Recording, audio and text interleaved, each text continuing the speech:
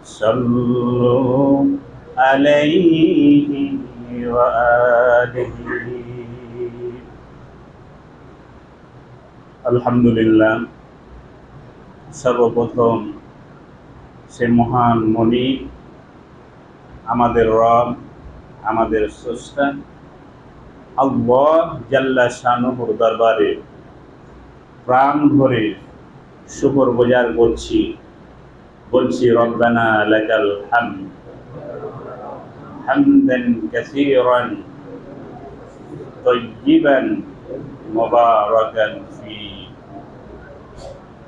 অতঃপর আমাদের নেতা, আমাদের রাসূল সাইয়্যিদুল মুরসালিন খাতামুন নবিয়্যিন নবী আরবি জনাবে মুহাম্মদুর রাসূলুল্লাহ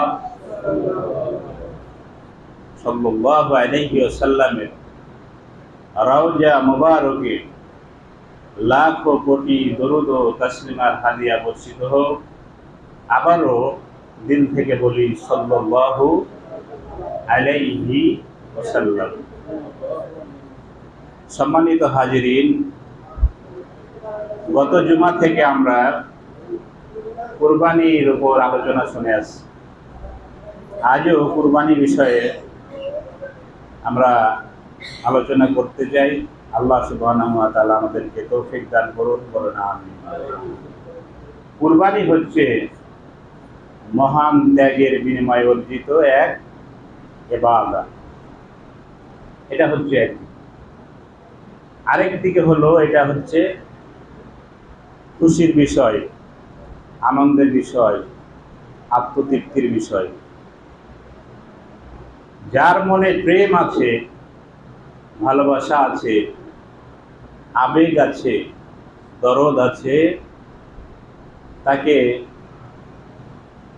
কুরবানির বাস্তবতা বলতে বোঝাতে নাই। একজন মানুষ যখন তার মনে অন্যের প্রতি ভালোবাসার উত্তাল তরঙ্গ সৃষ্টি হয়, যখন তিনি অন্যের প্রতি আসক্ত হয়ে যান, প্রেমাস্পদ হয়ে যান, প্রেমাস্পদ ছাড়া নিজের ভিন্ন কোনো অস্তিত্ব কল্পনা করতে পারেন না।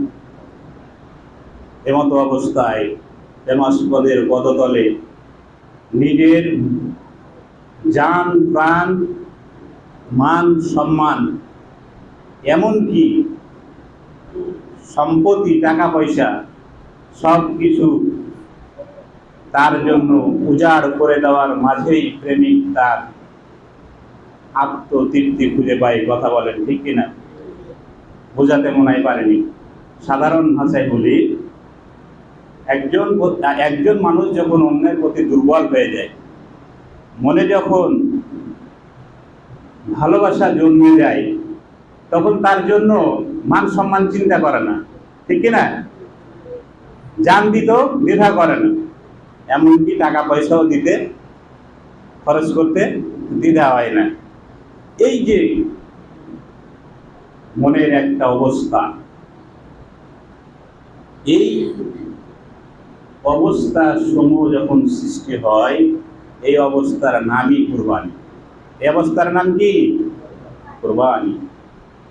যেমন আল্লাহ রাব্বুল আলামিন বলেন, লা ইয়ানালাল্লাহু লাহুমুহা ওয়ালা দিমাউহা ওয়ালাকিন ইয়ানালুহুত তাকওয়া মিনকুম। কত লক্ষ টাকা দিয়ে গরু কিনেছো, আর কয় মন মাংস মানুষের মাঝে বিলি করেছো, এটাই কিন্তু তোমার জন্য বড় সফলতা নয়। বরং আল্লাহ রাব্বুল আলামিন বলেন, বান্দারে, তোমার কুরবানির গোশত, কুরবানির রক্ত, এগুলো কিছুই আমি আল্লাহ রাব্বুল আলামিন আমার দরবারে আসে না। এগুলো আমি আমার কাছে পৌঁছে না। পৌঁছে কি? তাকওয়া। কি পৌঁছে বলেন? তাকওয়াটা দেখতে চাই। তাকওয়া কত লক্ষ টাকা দিয়ে গরু কিনেছো, আর কয় মন মাংস বিল্লি করেছো, এটা বড় কথা নয়। আমি আল্লাহ সুবহানাহু ওয়া তাআলা তোমার কাছে যেটা চাই সেটা হলো তাকওয়া। সম্মানিত হাজিরিন, একজন মুমিন